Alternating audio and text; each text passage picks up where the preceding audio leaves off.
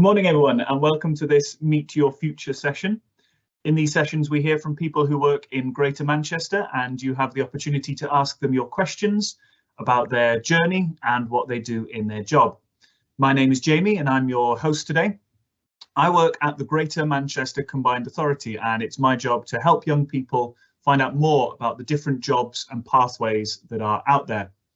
One of the ways that you can do that is on the GMACS website, gmacs.co.uk, which has a lot of information for young people who live in Greater Manchester. Today, though, we are going to be hearing from Chief Inspector Lee Broadstock, who works at Greater Manchester Police.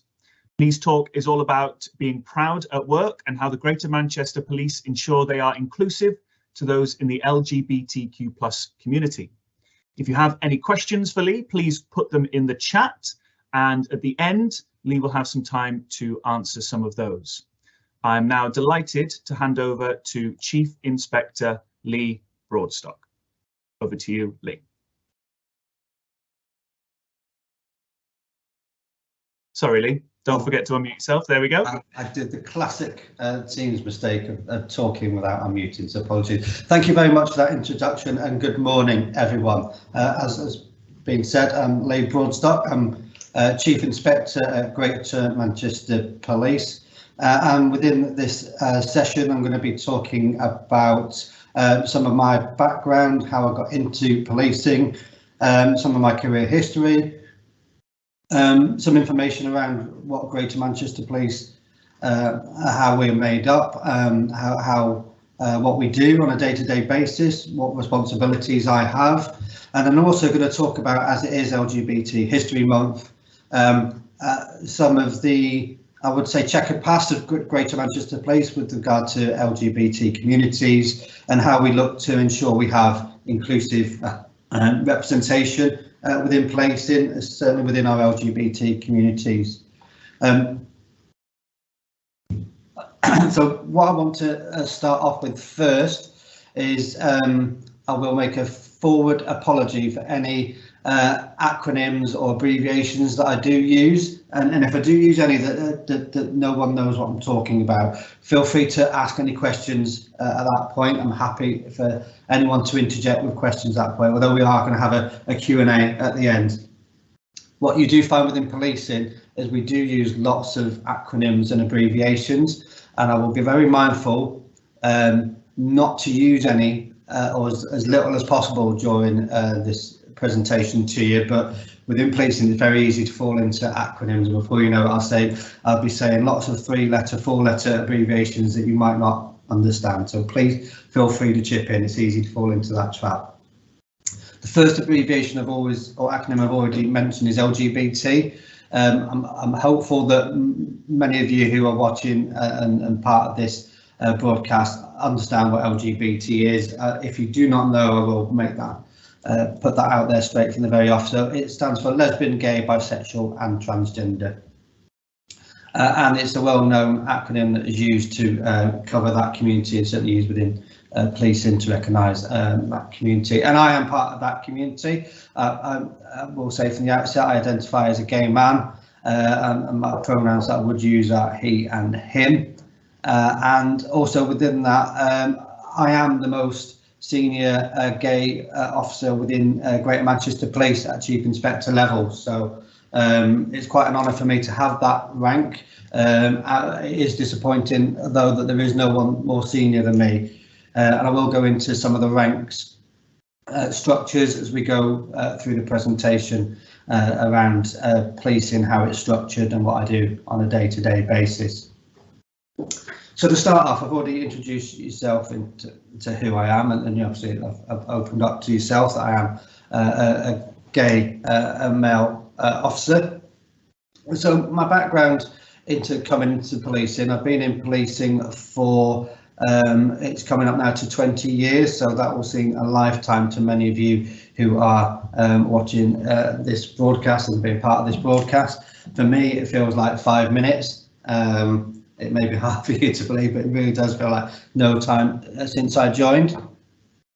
But prior to joining, I must say that policing was a career that I always wanted to do.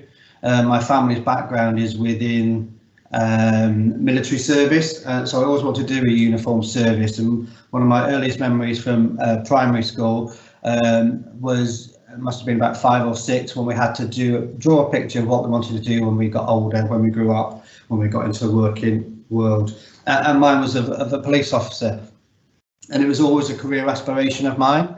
But as I grew up, as I got into my teens and early 20s, and I started socialising in the Manchester LGBT community particularly, there was a really, really negative perception of policing. At that time, there was a number of laws that were still being reviewed and by the then Labour government into LGBT laws and equality. Progression of equality was still only just starting to move forward at that period.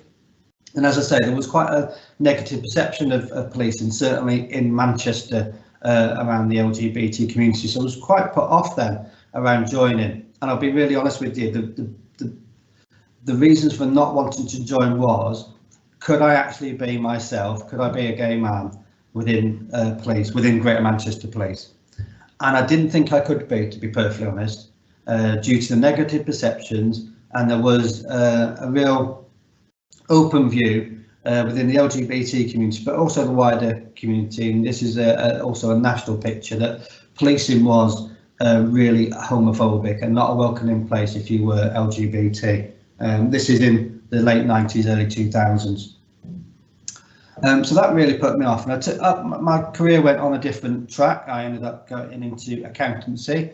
For any of you who are thinking of accountancy as a career, don't be put off by me ditching that career, but for me it just wasn't what I wanted to do. It wasn't fulfilling for me. I always wanted that uniform service, that working for the public, that public service drive was always in me.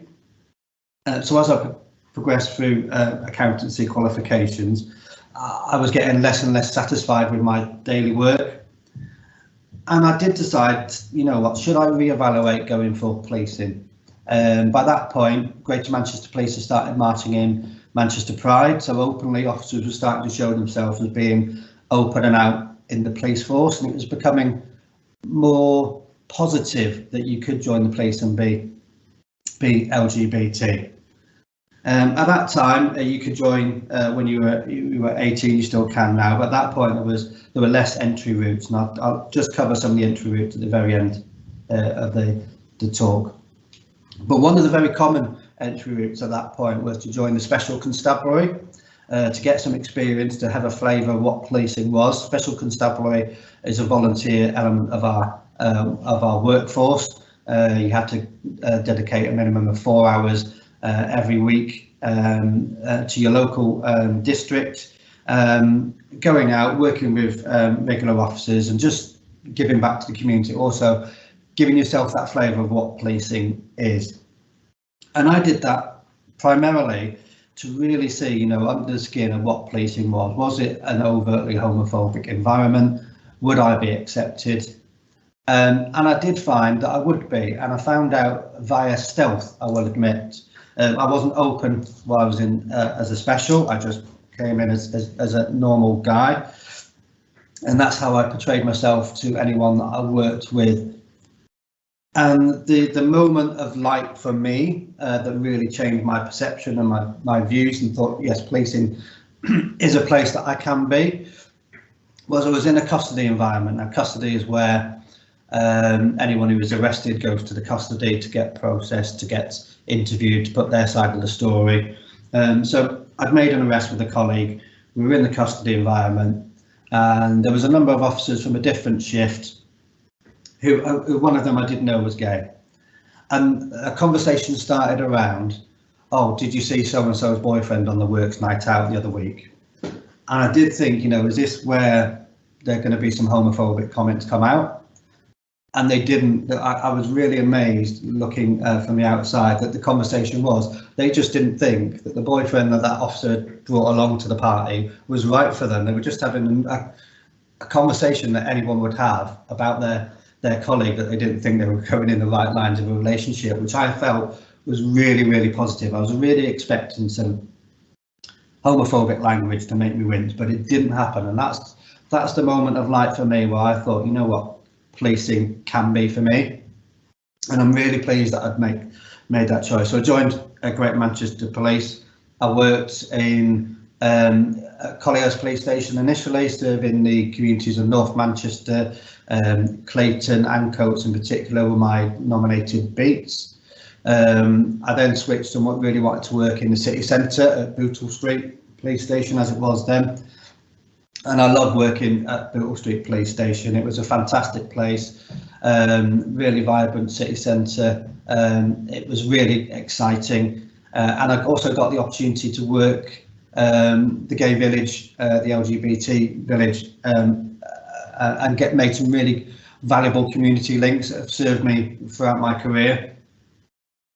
I did manage to start looking at promotion, and the most notable incident for me during my promotion journey was I was an acting sergeant, and I will discuss some of the ranks as we go through, but sergeant is the first rank you go to from a police constable, and quite often in these in promotions and policing you do what's called an acting role. So you do the role to see if you can do the role before you get substantively or permanently promoted into that role. So I was doing an acting sergeant's role, and I ended up working on the operation to find Dale Cregan. Dale Cregan is quite notorious within Greater Manchester Police and Greater Manchester community. Cregan, for those of you who might not know, was the or is the offender. He's still about in prison, but Cregan threw grenades and killed 2 members of a rival gang in Clayton. Then went on the run for a number of weeks, and I was part of the team to try to locate him. Unfortunately, he ended up really tragically. Cregan, horrible man, killed 2 of my colleagues, 2 of the colleagues at the area that I work with now, Nicola and Fiona, shot them cold. He's a police killer, as I say, not a nice person, but that incident really cemented for me that I wanted to start moving up through the ranks, because I started working with people at much more senior level. I could see that I could do the job that they were doing, but also at that time within policing, I'm talking around about now 15 or so years ago, there was still quite a macho culture and quite a bullying culture, I would have to say. And I could see how some of the more senior officers were bullies, and I didn't want to be that. That's certainly not me. I want people to be the best that they can be within the workforce. So that's another trigger point for me to be wanting to move up through the ranks. And it has really stuck with me, that incident, as I'm sure you can imagine. I always want to do the best for any police officer, for the public, because I would never want that sort of incident to happen again. So police officer welfare is really, really important to me. And then I progressed to Inspector Oldham and also at Tameside, and currently I'm Chief Inspector for Response Policing at Tameside. And if I could go on to the next slide, if possible, please.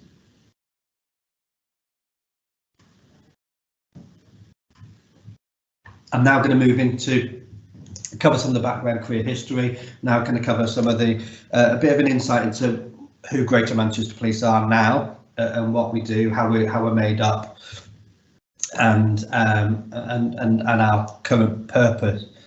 So I've mentioned areas that I've worked before. So Greater Manchester Police is made up of 10 districts, which match the 10 districts that make up the local authorities and the combined authority. So as you can see on the slide, we have the City of Manchester Division, which is the Manchester Council Authority area right in the middle of the force, and then surrounding that, going round, I'll start with where I am now, which is Tameside, Oldham, Rochdale, Bury, Bolton, Wigan, Salford, Trafford and Stockport. and the airport district is covered separately via a specialised policing team that cover the airport. So it's a really big geographic area that GMP covers, but it's a really densely populated area that GMP covers. And Greater Manchester Police is one of the biggest workforces within the Greater Manchester area. It's the second biggest police force in the country after the Metropolitan Police, and incident per officer, it is the busiest police force in the country. So we have some really big challenges ahead of us, and we do try to take those challenges head on, and something that Greater Manchester Police does really well and I'm really proud of. We deal with some of the larger incidents that happen really well. So protests, football, we've got two really big football teams in Greater Manchester area, Manchester City being one of them, and obviously Salford City being the other. No, sorry, I'm a Manchester City fan. Manchester United being the other major football club. But with a number of other football clubs, we've got Oldham, Bury, Rochdale, Stockport, Bolton, Wigan, and others. So we've got lots to do on a large scale order in Greater Manchester Police. But that's how we're set up. So here in Tameside, my role is to lead the 5 response teams that we have to respond to those incidents whereby members of the public will call in and need a police officer there and then.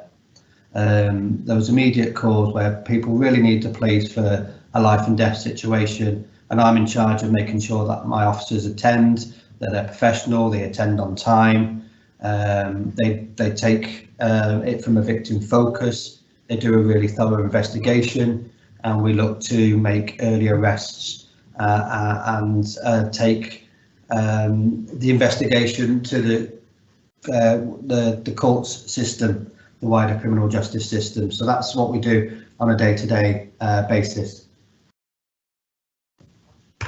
Apologies while I just take a drink of my morning coffee, which I do need to get going, because I was just going to go on to how my teams are made up. So as I say, I have 5 teams who work a 24/7, 365-day-week shift pattern. The shifts on an early shift start at 7 o'clock. They have to be ready in their uniform, radio, cars ready to turn out. We have a briefing at 7 o'clock. I was in this morning at 6. I like to get in ahead of the team, show some leadership, find out what's happened on the night shift, and I do the briefings first thing in the morning to make sure that the team know what they need to be doing. I can pick up any issues from them, and then make sure that their role is easier and better. If they have had a problem with cars overnight, I'll make sure that gets resolved, just so that we can respond to those calls for service from the public, because that's the main role of policing. So I covered the shift. The early shift is, as I say, starts at 7. They will finish around about 4 o'clock. The afternoon shift comes in around about 3 o'clock, and they will work till midnight. And the night shift starts at 9 o'clock and will work till 7 o'clock in the morning. As I say, it's the 365 service that we deliver here. So I was in on Christmas Day on an early shift. Every day, bank holidays, we have to provide emergency response policing, because policing doesn't stop on bank holidays. So it is demanding, but you know what? I speak to my officers day in, day out about the incidents that they've gone to, and they do some fantastic, amazing work. They do, on a daily basis, save lives and change people's lives for the better. Sometimes those who have been arrested don't see it as for the better, but we do even get stories and get feedback that comes through, whereby by making that arrest of someone, we can then divert them. So there's occasions whereby we might arrest someone for shoplifting who's got severe substance misuse, and after the arrest, instead of taking them to court, we will look at diverting them away from further criminality through helping them through rehabilitation, through their drug or alcohol issues that affected them. So as I say, we do make really substantial positive differences to people's lives, and we do save lives. An incident in particular that happened only a couple of days ago, a vulnerable elderly gentleman who's got dementia left his house unbeknown to his wife and his son who's looking after him, ended up on the middle of the moors towards Stader Bridge, for those who know it, and was at real risk of losing his life. My teams turned out, walked through the dark, as I say, through the moors, freezing cold temperatures, and they were lucky to find him. And from the feedback from the paramedics who came to assist, literally, if he'd been out in the cold for another 30 minutes, he probably would have lost his life. So, you know, policing is really at that cutting edge of making a difference and saving people's lives. If we go on to the next slide. So this is the purpose of Greater Manchester Police and what we do, and it links quite nicely to what I'm going to cover next around LGBT policing. But I'm mindful that I did mention rank structure within policing, and I'd just like to cover that first before I just go into detail on this slide. So within policing, you do have a number of ranks, and it is quite rank orientated, but it's there for a reason, because within the law, at each rank you have different responsibilities within the law to authorise certain powers that we are given from government. So that's the reason you have ranks, and also to supervise your teams and to make sure that we are doing what we need to be doing as per this purpose. So I'll just go through that rank structure now. So you would start off, if you do join policing as a police officer, you would start as a police constable. Your next progression would be to sergeant. Next step is inspector, where you'd be in charge of one team. Chief Inspector, where you're a department head like myself, so I look after a whole department. Above that you have a superintendent who would be in charge of all the policing that happens on that district. Above that you have a chief superintendent. They work really closely with chief executives of councils to ensure that services are linked up, because we can't do policing on our own. We can't solve some of the deep-rooted social issues on our own. We work really closely in partnership with local authorities, with the NHS, with the ambulance service, fire service, and a number of other agencies. So chief superintendents work really closely with the chief execs at a local level. Above that we go to what's called chief officer rank. So you have assistant chief constable, deputy chief constable, and then ultimately the chief constable. They're all accountable at that really high strategic level to people like the Metropolitan Mayor Andy Burnham and the Deputy Mayor Bev Hughes. They're responsible ultimately for how GMP perform. So that's the rank structure for policing, but I'm really mindful that policing isn't just for police officers. Half of our workforce is actually police staff, civilian members of the public who work for policing, but do a wide number of roles to assist police officers doing their day-to-day role. So that could be anything from helping officers put a file together to doing intelligence. Intelligence is a huge role and feature of policing to make sure that we're targeting activities in the right place, and intelligence that comes from the public is properly assessed and evaluated. We have a number of civilian staff who work within the custody environment. So as I say, policing isn't just for uniformed police officers. There's a huge number of roles within policing if you don't want to be a police officer. So just to cover our current strategic purpose for Greater Manchester Police, and this has been set by Chief Constable Steve Watson, who was in post for nearly coming up to a year now. He came into post, it was March or April last year. And Mr. Watson is really keen for us to get back to what he calls the basics of policing, which is fighting, preventing and reducing crime, keeping people safe and really caring for victims.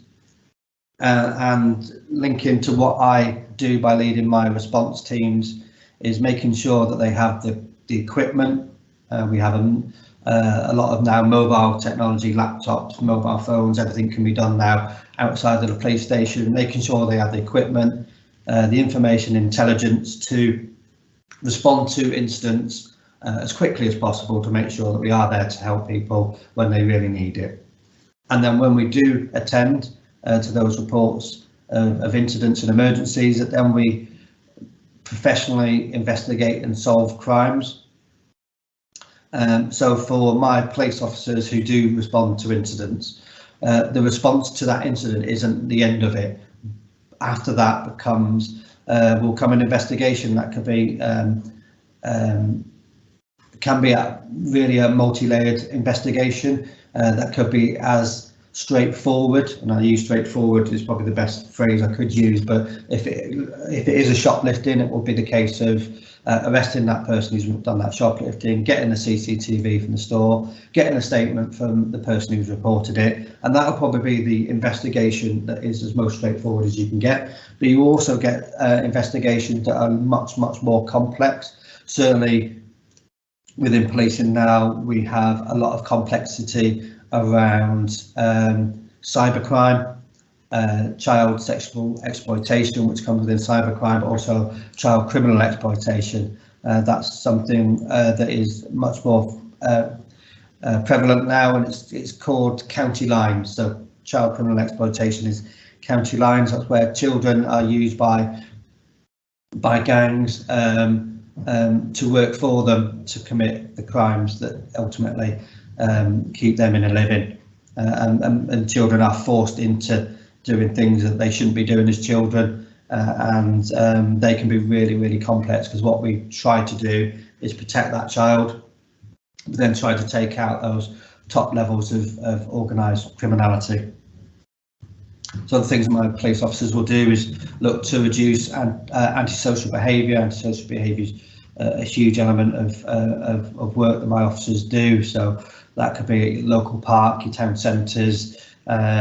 Sometimes antisocial behaviour can be perceived as antisocial behaviour of someone who calls us, but actually just be kids like yourself sometimes on a street corner, not necessarily causing any problem whatsoever, but the police may come having a conversation with you, and if you're not causing any crime, any antisocial behaviour, apologies, a lot of words to get out, and then that's fine, that's not an issue, but we will just sometimes have that conversation with you.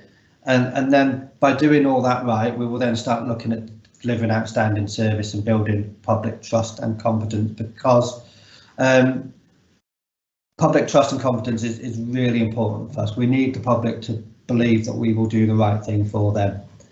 We haven't always done that, certainly as I go on to next onto LGBT policing, but public need to have faith and trust and confidence in us that we hold ourselves to really high standards, we do our job professionally, and we do the right thing for victims. Okay, next slide please. And apologies while I take a drink, and there'll be bonus points for anyone at the end who knows what that symbol is. Okay, so I mentioned at the very start I'm a part of the LGBT network and an LGBT officer, and I mentioned about checkered past of LGBT community and Greater Manchester Police. So the slides that I've now put up here are some real highlights for me of how GMP are changing the perception within the LGBT community of how inclusive we are.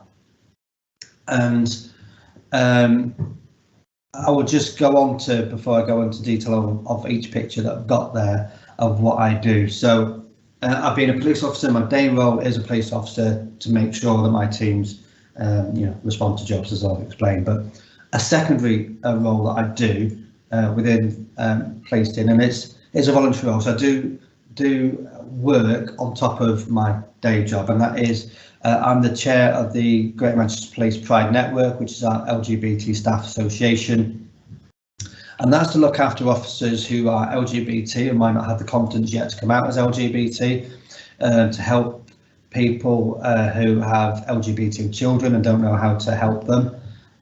It's also to make really good links and build community confidence within our LGBT community. What I found when I used to work in the city centre around the village many years ago is LGBT community will have more faith speaking to an LGBT out officer than it would do a normal officer. And that's because previously, and I'm talking many years ago into the 60s, 70s, 80s and beyond, policing used to target what was then called the gay community really disproportionately. When I say disproportionately, I mean you would used to have a Chief Constable of Greater Manchester Police who would instruct his officers to go into gay venues in Manchester and arrest people just for being gay. There's no other way I can put that across in a nicer term. He would use really old legislation which stated that you can't dance in licensed premises, but would only use that within gay venues. So people would get regularly arrested by police, put before the court under this really obscure old act, but only within, let's say, gay venues. Dancing was happening all across Greater Manchester in different bars, but only a certain number of bars were being targeted. So, as I say, if you were LGBT or gay, it was a term at the time in the 60s, 70s, and 80s, you were not going to have a good interaction with the police.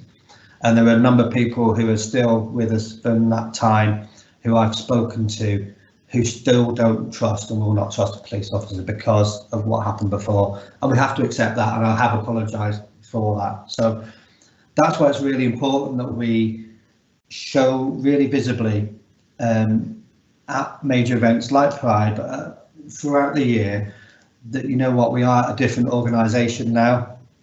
We are an organisation that accepts you for who you are. You can be the best person that you can be, regardless of if you are LGBT, like I am myself. I'm really proud that the organisation has changed. The network still exists because, unfortunately, has been in the case, certainly recently in the Metropolitan Police, there's been circumstances whereby homophobic, sexist, racist behaviours are still going on within policing. But I have much more faith and trust now that police officers who see it will call it out, and they have done, and they do. And when they call it out, they come to me as the chair of the network, and I work with the Chief Constable to root out people who are homophobic. They have no place within policing anymore. And we try to be what's called a reflective organisation. And that means trying to make sure that our communities, you know, sessions like this, you can see that we are an organisation that are now accepting of difference. But by being a reflective society, unfortunately, society still does have people who are homophobic, biphobic and transphobic. And despite the best efforts of policing and vetting and making sure that people come into the organisation who have open and inclusive views, sometimes people get in who hide those views well and are actually homophobic, biphobic, transphobic. But once they show those behaviours, they are taken out of the force as quickly as they possibly can. So that's the reason we have a police network. And you know, the Greater Manchester Police Network is seen at the real forefront of UK policing. A lot of forces will come to us and say, how did you do this? How did you do that? How do you engage with community? How do you make your force more inclusive? It's because we just had that real positive mindset change from Chief Constable previously, Peter Fahy being one of them, or Sir Peter Fahy, I should say, who was adamant that there's a zero tolerance approach to homophobia, biphobia, transphobia, and we have to be inclusive. It's imperative that we're inclusive. If we don't have LGBT officers and trust in the LGBT community in policing, how can we serve them appropriately?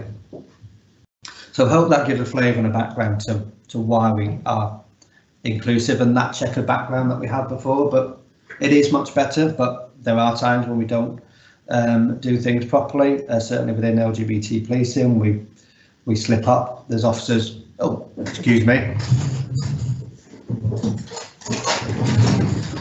The lights in my office then just decided to turn off. They're on a timer. So apologies for that.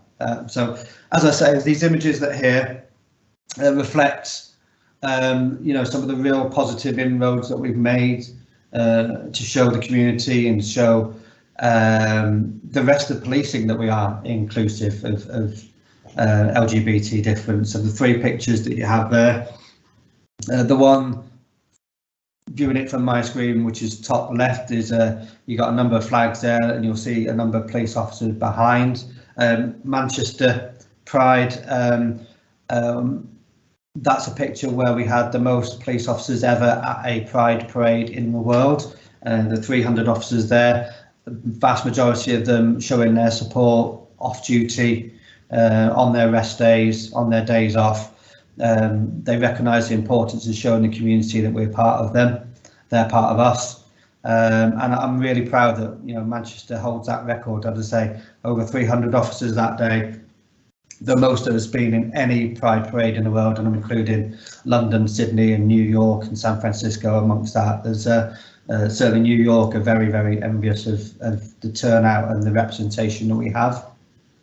And I know I've spoken to new police officers over the past few years who've joined the organisation, and they've said that they have joined the organisation because they've been stood watching Manchester Pride Parade, seeing the police go past in vast numbers, and that's been the turning point for them to say, I can do that. I can be that police officer that I want to be, and also be myself.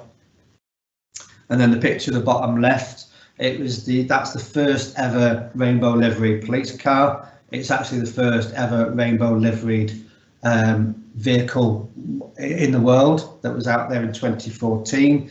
It was launched, and since then you've got a number of police forces who've replicated that. Also now you have rainbow livery trains, trams, buses in London. It all started, believe it or not, because of that innovation that we had. So in 2013, after we'd done the Manchester Pride Parade, a number of us who'd organised it, I will admit we'd had a few drinks off duty at that time. We'd had a few drinks and we came up with the idea, what if we get a car with all the rainbow colours on? How cool, how impactful would that be?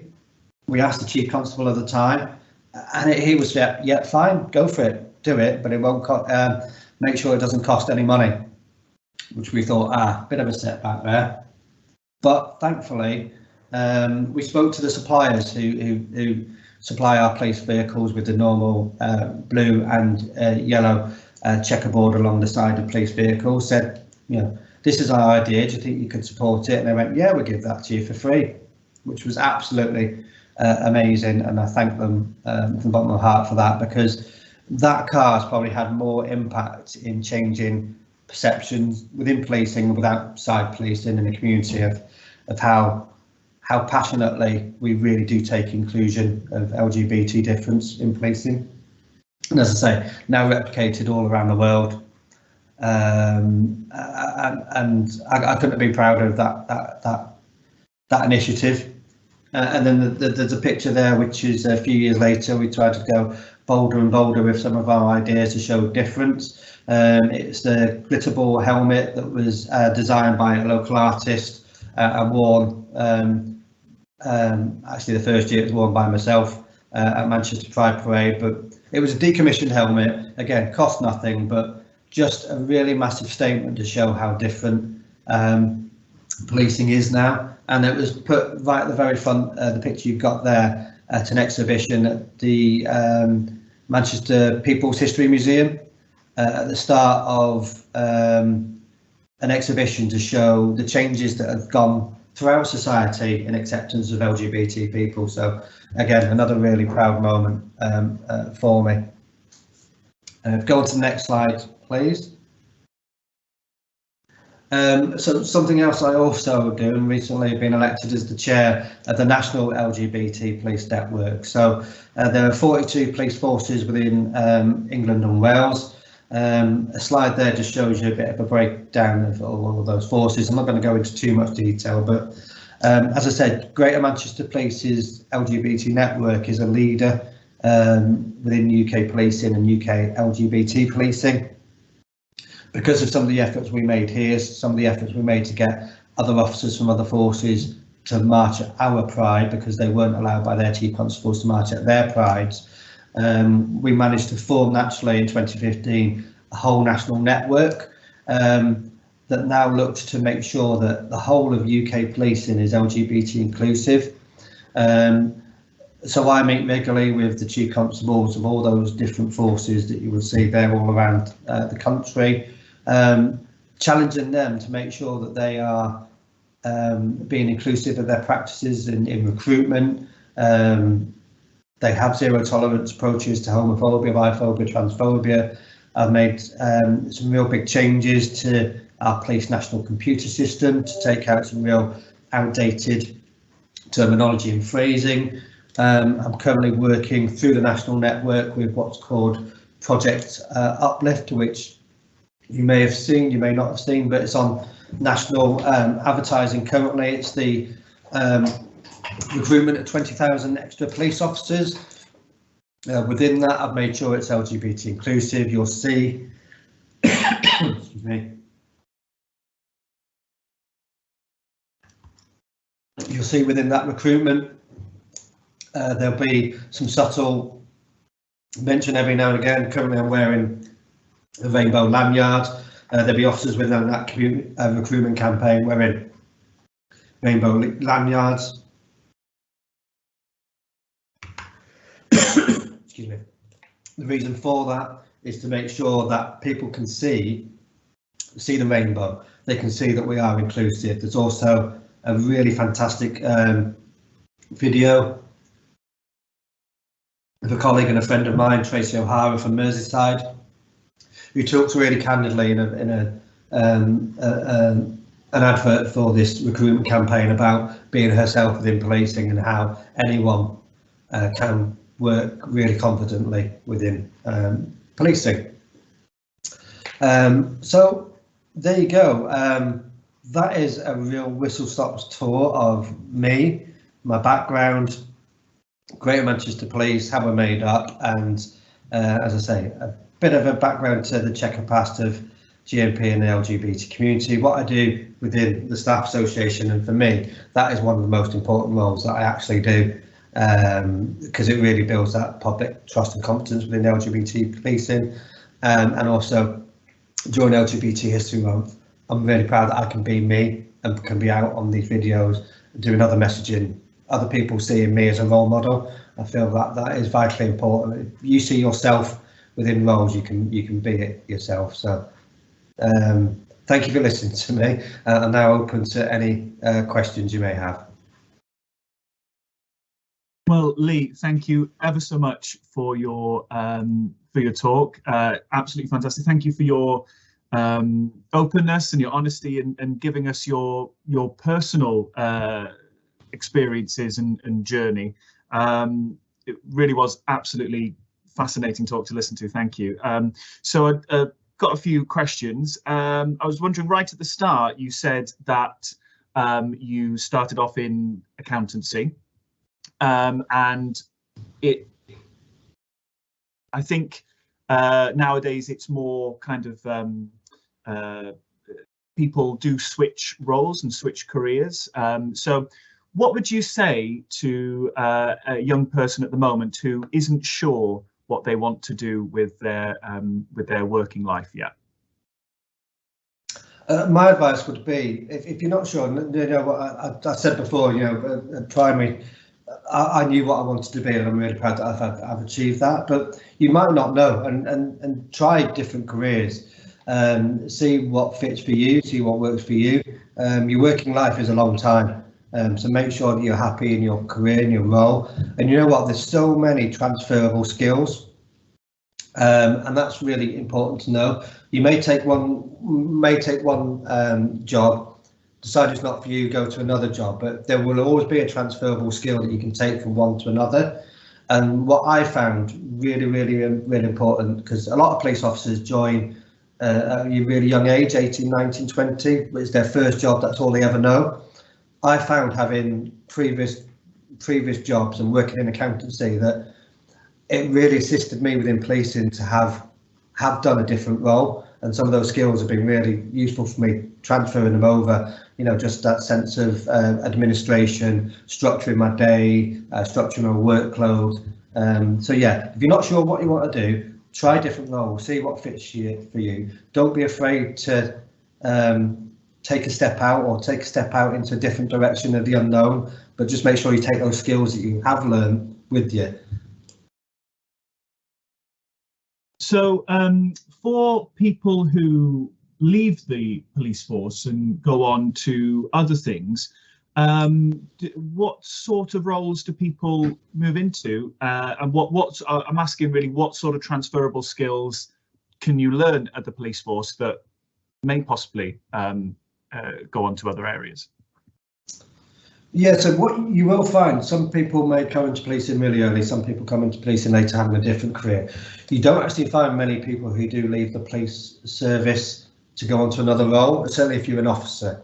One of the reasons for that is the pension that we have is still really, really good. So it means you get to retire a lot earlier than other members of the public. But for those who do choose to leave the police service early because it's either not for them or they may get a better offer from another another employer, is they find that they can take that interpersonal skills into their next role. Because what you will find within policing is all about stripping back to basics. It's all about talking to people, communicating, being an effective communicator. The interpersonal skills you learn within policing are so invaluable, and I have spoken to some people who have gone on to other roles, and that's what they've taken with them, that sense of community, but also that sense of dedication to service, dedication to your role. It never leaves you regardless of what you do.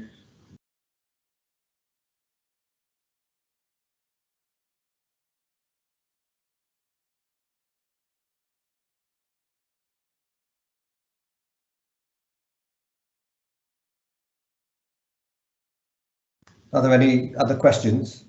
Are we?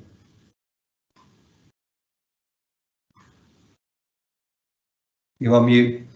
You made the mistake this time.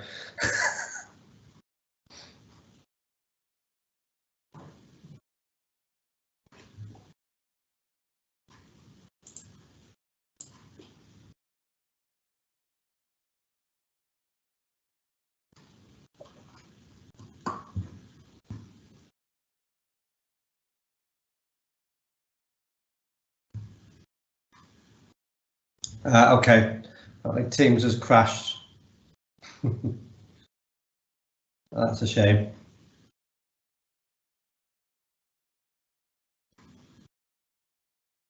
So I'm not sure if anyone else is still with the presentation. Jamie, who's our facilitator, is saying Teams has crashed. So I will carry on in case you are still watching. So for the bonus point for anyone about my mug previously, it's a Green Lantern logo. I'm a bit of a comic book nerd, so that's a bonus point for anyone on that.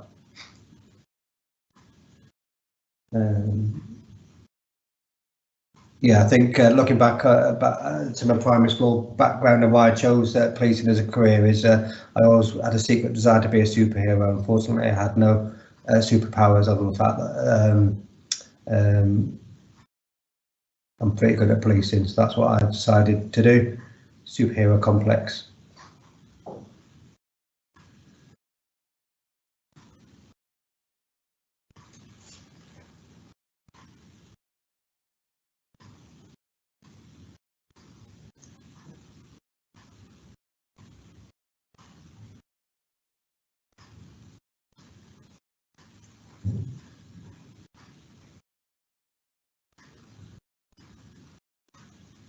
What I will just talk about, if it's still live and you're still listening, is some of the entry routes into policing.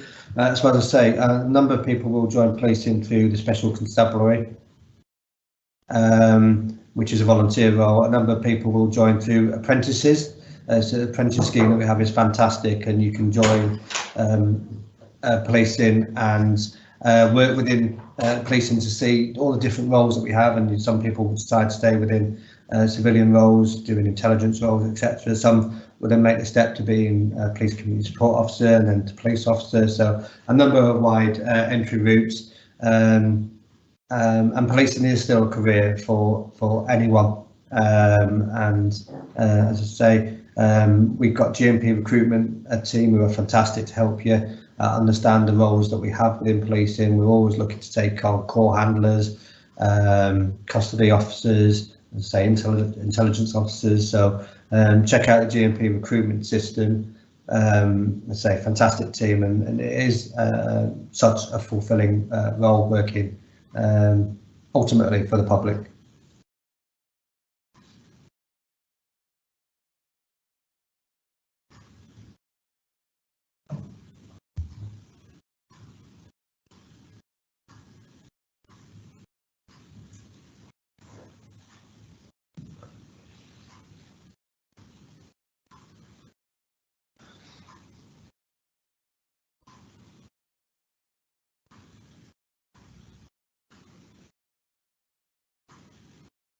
Hi guys, can you hear me?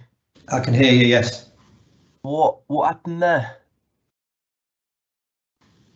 I think it's still going.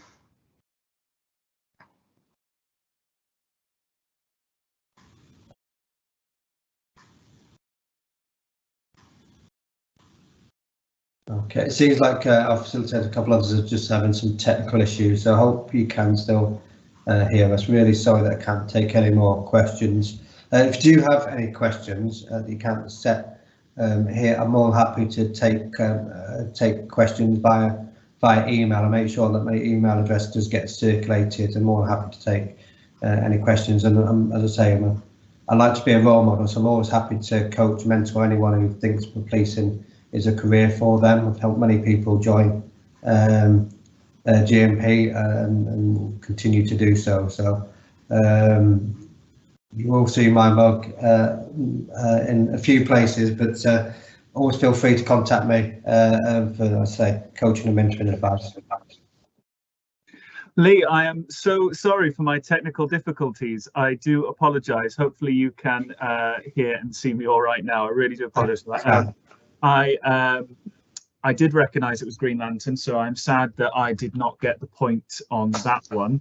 I just had one other question really, which was that lots of places now, lots of employers are being more proactive in being inclusive for all minority groups, not just LGBTQ+, but you spoke about the Pride Network at GMP, thank you for that, and here at the Greater Manchester Combined Authority, we've got the Rainbow Network.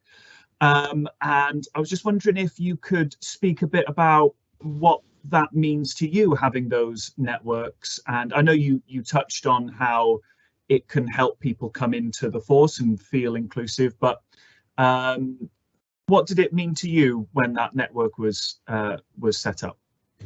So the Greater Manchester Network was set up 22 years ago, so just before I joined, by a fantastic lady called Julie Vance Frank. So for me, when I joined, it just meant that I knew that I had someone to go to if there were any issues. So when I did join, there weren't any issues, but I do know that, as I say, policing is reflective of society, and unfortunately we do have people who are homophobic, biphobic, transphobic, racist, sexist, and the networks we have, you have the Pride Network, you always have one for race, we have one for female police officers, we have one for disability, we have a number of different networks with all the protected characteristics, and it gives you that comfort that you can go and speak to someone who knows who you are, where you're coming from, can have that instant connection and empathy with you, and it just gives you that reassurance that you know, if you do have any difficulties, you've got somewhere to go, you're not on your own. Sometimes if you are, I'm going to use LGBT as a specific example, if you are LGBT and start to come to terms with your sexuality or running into difficulties within your team, it can be a very, very lonely place. So what I've found as my role since I've been chair of the network, I've given people that contact, that reassurance, that hope that they're not on their own, and no one is ever on their own. That's fantastic. Thank you very much. And I think I've got time to just squeeze in one more quick question. Awesome. You spoke about how being a police officer can be a very challenging role, and you have to deal with all sorts of things on a day-to-day basis. And I was just wondering, have you ever come close to thinking, oh, I can't do this anymore, I'll quit? And if you have, what is it that's kept you going, and yeah, what's helped you to stay in the role? Yes, I have had I haven't had many of those days, I must admit. As I say, it is a demanding role, no doubt whatsoever demanding, but it's also the most rewarding role I've ever done, because most of the days I walk away and get into my car and go home knowing I've made a positive difference to someone. The worst day that I had, and I made mention of it before, was Dale Cregan. He shot the two of my colleagues, Nick and Fiona. That was the darkest day I've ever had. It was tough. I think I left police headquarters that day about 2 o'clock. I couldn't drive. I just couldn't drive. I had a 6-mile walk home, but I had to walk home, and I did think on that long walk home, what am I doing this for? It could have been me who was a target. It could have been a number of really close friends and colleagues. And I did think, is this worth doing? Because we do put our lives on the line. But you know what? It is, because we're here to protect people. We're here to save people. And if it wasn't for police officers, people would be at really, really severe harm. So it is a sacrifice you do, but I think it's a really worthy sacrifice, because, as I say, there's no job for me that's more fulfilling and rewarding than policing. Thank you so much, Lee, for that. And I think that's a really good place to end this morning's session. Thank you, everyone, for watching. And yeah, I think whatever you do, whatever job you have to have that reason for doing it. So thank you for sharing that with us, Lee. And please let me thank Lee for his time this morning. And if you want more information on the different roles that are available in Greater Manchester, please head to gmacs.co.uk, which is the Greater Manchester Apprenticeship and Careers Service. Lee, thank you ever so much for your time this morning. That was such a brilliant talk. Have a fantastic day, everybody. Thank you, Lee. Thanks, everyone. Bye.